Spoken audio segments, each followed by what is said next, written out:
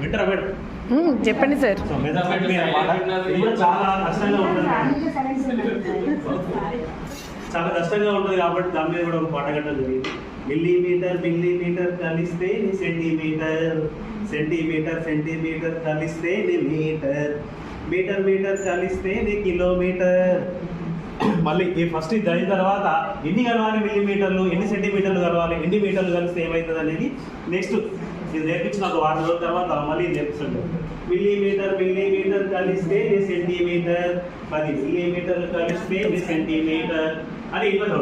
ఆ తర్వాత centimetre centimetre కలిస్తే నీ మీటర్, 100 సెంటీమీటర్ కలిస్తే నీ మీటర్, మీటర్ మీటర్ కలిస్తే నీ కిలోమీటర్, 1000 మీటర్లు కలిస్తే నీ కిలోమీటర్. ఈ కొలతలతో దూరాలను కొలిచేద్దాం, ఈ కొలతలతో పొడవులని కొలిచేద్దాం అని ఇట్లా పాట పాడుకుంటూ ముందు ఖచ్చితంగా పెద్ద స్కేల్ కానీ చిన్న స్కేల్ కానీ ఉంచి దాన్ని చూపించుకుంటూ ఈ పాట నేర్పినట్టయితే ఆ సీక్వెన్స్ అనేది గుర్తుంటుంది. ఈజీగా ఈ కొలతల గురించి పిల్లలకు కావాలి.